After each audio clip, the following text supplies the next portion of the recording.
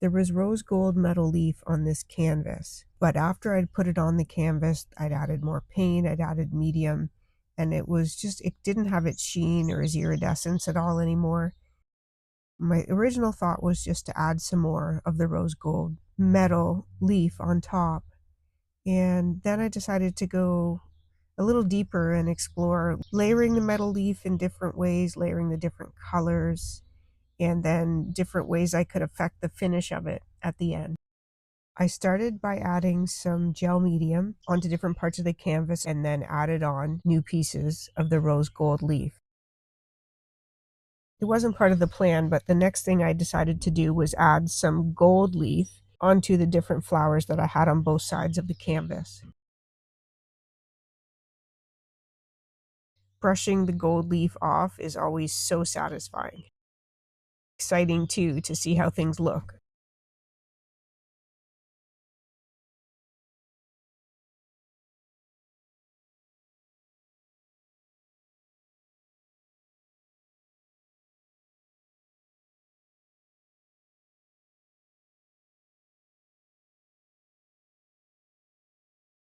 The next thing I decided to do was add some silver leaf onto the top. With everything being kind of flowy and organic, I decided to do a linear pattern.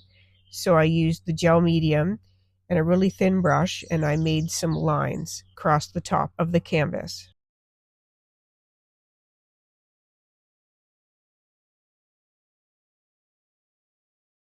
I really liked the effect this gave. The silver leaf was so bright, and I liked that it had a totally different pattern than what was underneath it.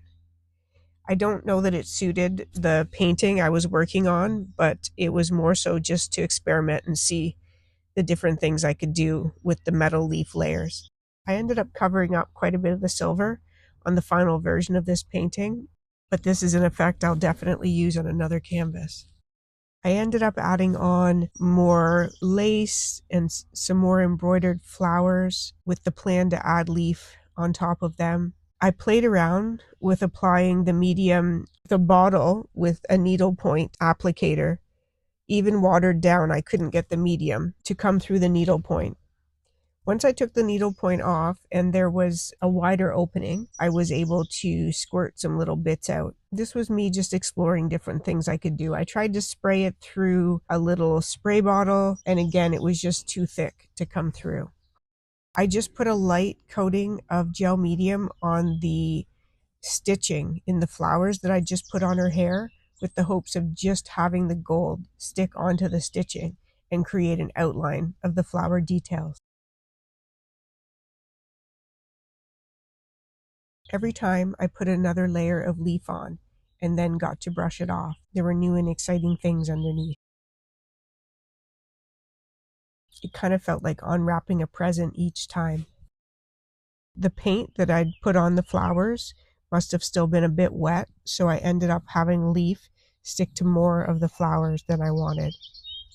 I used an etching tool to try to scrape some of the gold out of the flowers. It worked to a certain extent, and I ended up liking the effect it gave. The next thing I played around with was sanding the gold leaf. Now this, of course, took a lot of the sheen away again, but I thought it was a neat effect to have parts that were shiny and parts that were roughed up and etched into like that.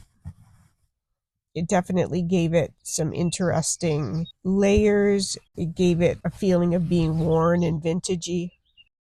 The parts that were sanded were matte, and the parts that weren't were glossy, which was a neat contrast as well.